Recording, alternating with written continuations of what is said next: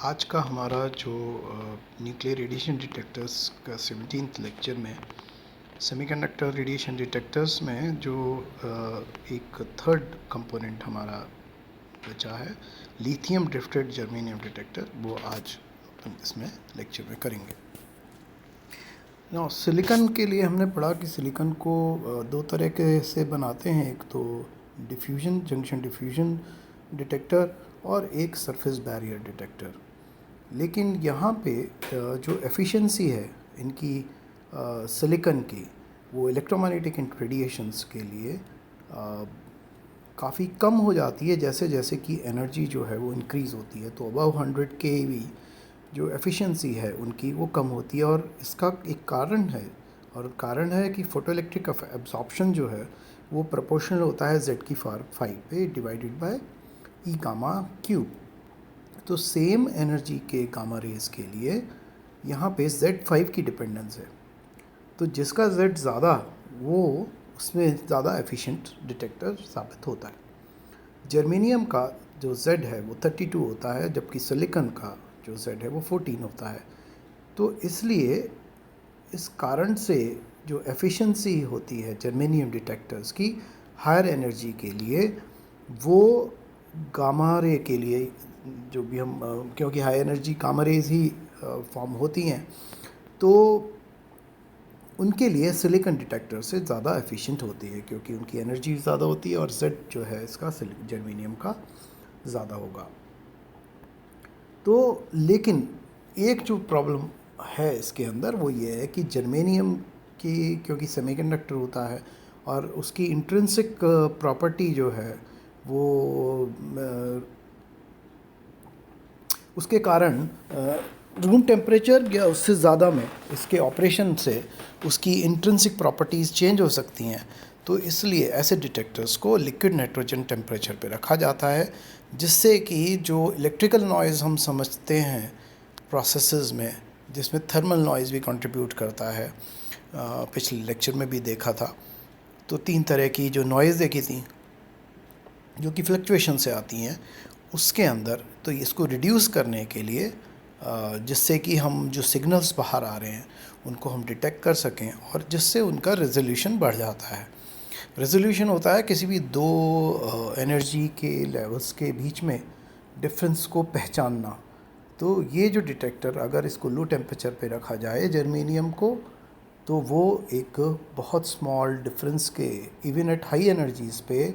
एक small energy के difference को भी मेजर या डिटेक्ट कर सकता है। तो ये तो हो गई कुछ फंडामेंटल चीज़ें। दूसरा एक और चीज़ जो इसमें हमें समझनी है वो ये है कि जो भी गामा रे डिटेक्टर्स होते हैं, क्योंकि गामा रेज जो हैं वो पेनिट्रेट कर जाती हैं थिक लेयर्स को, तो इसलिए हमें जो रिक्वायरमेंट होती है बाकी डिटेक्टर्स में कि उनकी विंडो थिन होनी चाहिए, नहीं तो एब्जॉर्प्शन हो जाएगा। तो ये जो डिटेक्टर्स हैं lithium drifted germanium detectors germanium से फॉर्म होते हैं, ये काफ़ी वाइडली यूज़ होते हैं न्यूक्लियर रेडिएशन डिटेक्शन के लिए। इसका स्कीमेटिक जो है वो लेफ़्ट में है, इसको एक्सप्लेन अभी करेंगे। तो कंस्ट्रक्शन कैसा है, कनेक्शन एक जो है ये इसकी एक को एक्चुअल सिमेट्री है, और इसके अंदर ये जो डिटेक्टर फॉर्म करते हैं जर्मेनियम लिथियम ड्रिफ्टेड, इसको हम जेली डिटेक्टर GELI ब्रैकेट में, तो इसमें एक ये कॉन्फ़िगरेशन होता है जिसको आप निप के नाम से, एक निप डायोड आपने इलेक्ट्रॉनिक्स भी पढ़ा होगा। तो it consist of a NIP junction device, और ये जो है प्रिपेयर्ड किया जाता है इसको एक सावधानी से।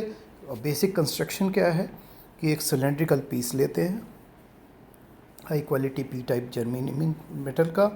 और इसको प्रोड्यूस किया जाता है जोन रिफाइनिंग टेक्निक से, जो कि हम इलेक्ट्रॉनिक्स में पढ़ते हैं, फैब्रिकेशन टेक्निक से। तो इससे प्रिपेयर किया जाता है। उसके बाद इसके अंदर जो सेंट्रल कोर अगर डायग्राम में देखें तो वो एक जर्मेनियम प्योर इंट्रिंसिक मटेरियल की है। उसके बाद लिथियम को डिफ्यूज़ कराया जाता है जर्मेनियम में, और इससे क्या होता है कि एक एन टाइप रीजन फॉर्मेशन हो जाता है अराउंड दिस जर्मेनियम। तो यदि उस पी टाइप को अगर आप एक नेगेटिव वोल्टेज दें तो जर्मेनियम जो है वो एक पी टाइप मटेरियल की तरह बिहेव कर रहा है, और यहाँ पे जैसे ही आप लिथियम करते हैं तो it becomes a N type region. So अब इसके अंदर जब डिफ्यूजन होता है तो लिथियम के जो आयंस हैं वो ड्रिफ्ट करने लगते हैं, क्योंकि उसके अंदर एक इलेक्ट्रिक फील्ड की वजह से ड्रिफ्टिंग होती है, जैसा कि ऑर्डिनरी सेमीकंडक्टर्स में आप पीएन जंक्शन डायोड्स में भी पढ़ते हैं। और ये जो आयंस हैं वो सेंट्रल कोर की तरफ धीरे धीरे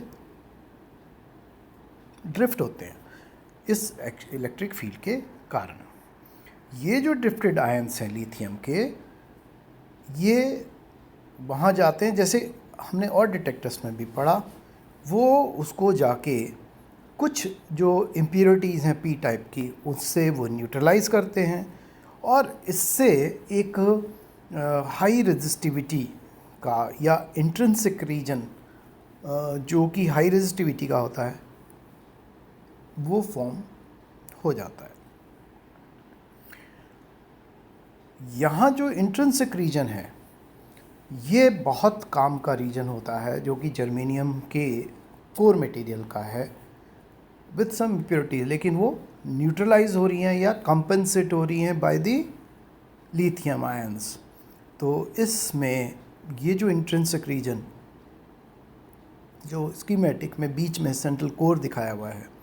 वो उसका एक्टिव वॉल्यूम होता है। एक्टिव वॉल्यूम का मतलब ये होता है कि जो भी आयनाइजिंग पार्टिकल आएगा या चार्ज पार्टिकल आएगा, या मेनली तो गामा रेज आती हैं क्योंकि हाई एनर्जी पे जा रहे हैं हम इसको डिटेक्टर को फॉर्म करते हैं। तो जब भी गामा रेज आएंगी तो कहाँ वो उनका प्रोसेस होगा, वो इंट्रिंसिक मटेरियल जो जिनमें बीच का सेंट्रल कोर है वहाँ होगा। तो वहाँ पे वो उनको एक्टिव वॉल्यूम प्रोवाइड करता है, जहाँ पे कि ये जो गामा रे है ये इलेक्ट्रॉन होल पेयर्स क्रिएट करेंगे, और वो बाहर जो इलेक्ट्रॉनिक सर्किटरी जैसे शो किया गया है इसके अंदर भी डायग्राम में ध्यान से देखें तो एक कैपेसिटर और ऑप एम्प लगा के और इसको बाहर निकाल लिया जाएगा ऐसा from the external electric field. अब जैसे बताया कि ये जो डिटेक्टर है ये जनरली या मोस्टली इसको लो टेम्परेचर लिक्विड नाइट्रोजन पे रखा जाता है, ऑल्दो कूलिंग और भी मेथड्स है, but to maintain the intrinsic property of germanium it is always capped at very very low, it is 77 K। और ये जो डिटेक्टर है जैसा आप बताया था, क्योंकि इसकी एफिशिएंसी जो है वो रिलेटेड होती है फोटो इलेक्ट्रिक एब्जॉर्प्शन प्रोसेस से जो Z5 पे है, तो इसकी वजह से यहाँ पे इसका रेजोल्यूशन जो है वो काफ़ी अच्छा प्रोड्यूस हो जाता है। अप्रॉक्सीमेटली 3.5 kV अगर एक गामा रे 1 MeV की एनर्जी आएगी तो करीब वो हमें 3.5 kV का रेजोल्यूशन दे देते हैं। और सिलिकॉन के कंपैरिजन करें या सोडियम आयोडाइड जो थेलियम के साथ सिंटिलेशन काउंटर बनाते हैं उनके कंपैरिजन में ये करीब 10 टाइम्स ज़्यादा है। इसका जो डिसएडवांटेज है वो ये है कि ड्यू टू दी ज्योमेट्री इसका जो साइज़ है वो ज़्यादा बड़ा, वॉल्यूम ज़्यादा हम इंक्रीज़ नहीं कर सकते। और जैसा कि सोडियम आयोडाइड थीलियम में सिंटिलेटर में हम एक क्रिस्टल, बड़ा क्रिस्टल लेके भी फॉर्म कर सकते हैं, तो साइज़ लिमिटेशन की वजह से जो वॉल्यूम अवेलेबल है वो लिमिटेड हो जाता है, और वॉल्यूम लिमिटेड होने की वजह से उसकी जो एफिशिएंसी है वो कुछ हद तक लिमिट कर दी जाती है। लेकिन इसका जो एडवांटेज है रेजोल्यूशन का, very good resolution at comparable energies जो कि दूसरे डिटेक्टर्स करते हैं, तो वो एक इसके उसको सप्लीमेंट कर देता है। अब हमारे सेमीकंडक्टर रेडिएशन डिटेक्टर्स का ये पार्ट पूरे हो गए हैं, और अब हमारे पास जो रिमेनिंग है सिलेबस में वो सिर्फ एक न्यूट्रॉन डिटेक्टर्स है जो नेक्स्ट हम लेक्चर में करेंगे इसको, and this will complete our 4th unit.